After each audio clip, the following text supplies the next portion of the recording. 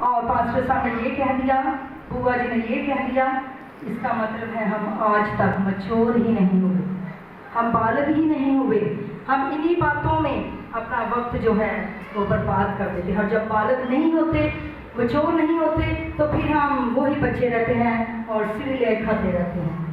جو خوراک بھی ہمارے اندر نظر آنا چاہیے وہ چیز نظر نہیں آتی، اور ہم مچور نہیں ہوتے۔ اور جس طرح کہ میں اکثر سوچتی ہوں کہ جب جسمانی طور پر بیمار ہوں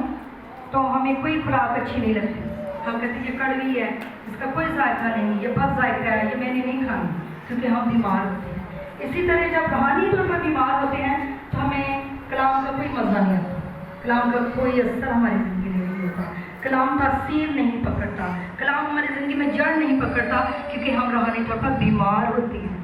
اور ہم کہتے ہیں ہم فلاں کنونشن میں گئے، اس چرچ میں گئے،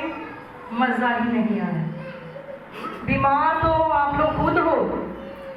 روحانی بیماری تو آپ کو لگی ہوئی ہے،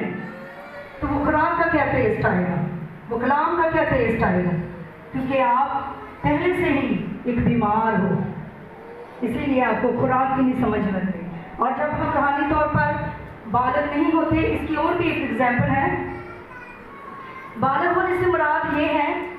کہ ہم ابلیس کے سارے داؤ پیچ کو سمجھتے ہوں، ابلیس کے سارے ہتھ کنڈوں سے واقف ہوں کہ وہ کس طرح ہمیں گمراہ کرے گا، کس طرح گرائے گا، کیونکہ پاک روح مدد کرتا ہے خدا کی اور ابلیس کی آواز کی پہچان کرنے میں۔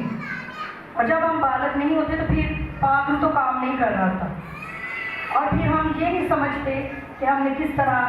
خدا کی اور ابلیس کی آواز کی پہچان کرنی ہے، اور پھر ہم مضبوط نہیں ہوتے، جس طرح لمبی لمبی دعاؤں